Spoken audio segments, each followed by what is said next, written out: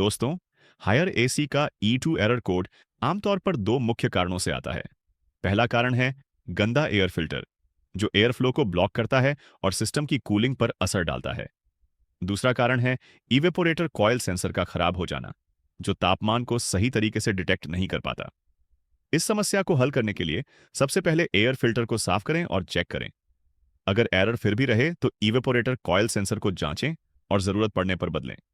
ये आसान स्टेप्स आपकी एसी को एरर फ्री बना सकते हैं।